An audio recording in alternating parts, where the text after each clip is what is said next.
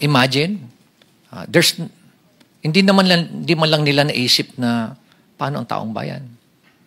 Nakakainsulto pa. At ito nga, lately nga, na sinabi pa na yung involved na congressman dyan, si Saldico, he did not abandon it. It was a sacrifice. My God.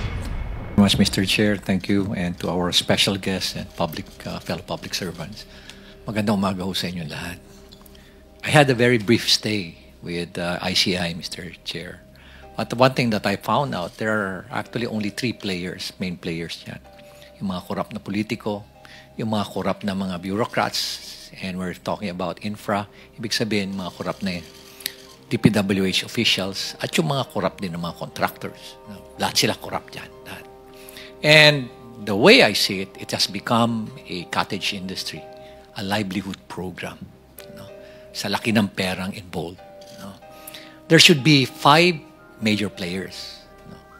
Yung funder, which usually yung mga lawmakers, the DPWH at yung mga contractors, local government at yung community. Pero in-is out yung dalawa. Last dalawa. So sila lang nag-uusap.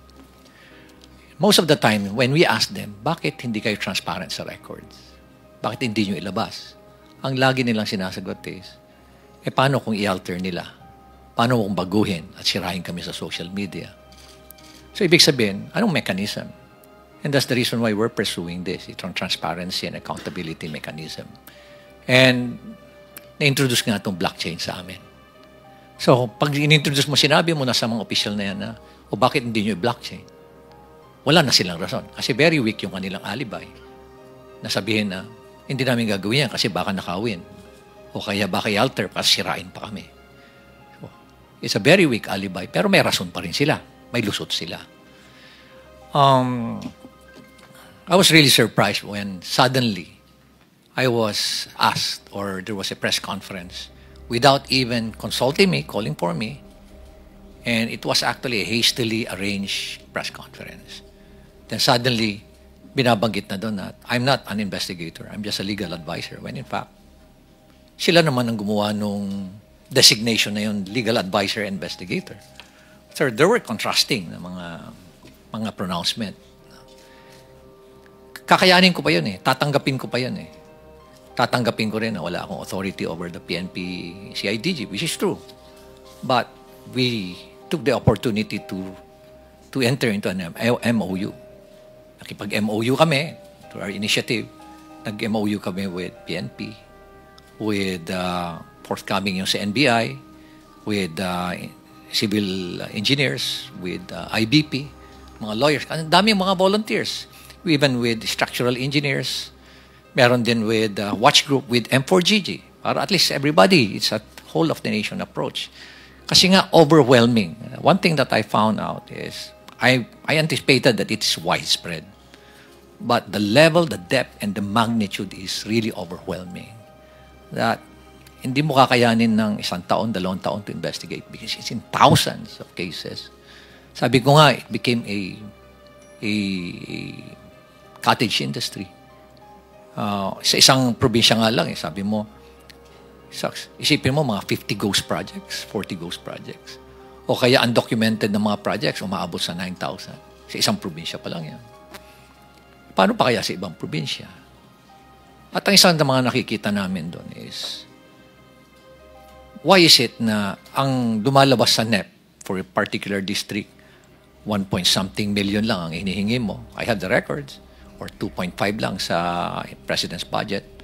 Then suddenly, pagkalabas doon sa GA, bakit umabot na ng mga 21 billion? And nakita namin na talagang prevalent yung doon, yung mga ghost and substandard projects sa lugar na yun. So what was the intention? No? Hindi naman tayo tanga. Nangyayari dito lumalabas na tanga ang Pilipino, kaya pabayaan mo na lang sila. Hindi na nila mapapansin yan. Nakakainsulto isipin. Nakakainsulto. Okay. Balikan ko uli yung press con na yan. Nilabas. And then, suddenly, tinabi na may conflict naman ako, being the mayor, and at the same time, being a member of the ICI. By the way, I'm not a member of the commission. I'm not a commissioner there. In fact, sila nga yung gumawa ng workaround nun. na legal advisor investigator. Pero inis out na ako noon eh. Tinanggal na nila lahat. And then suddenly, here comes a below the belt naman na accusation na ay dahil merong project si Diskaya doon at maanomalyang tennis court. Ay, sobra na yan.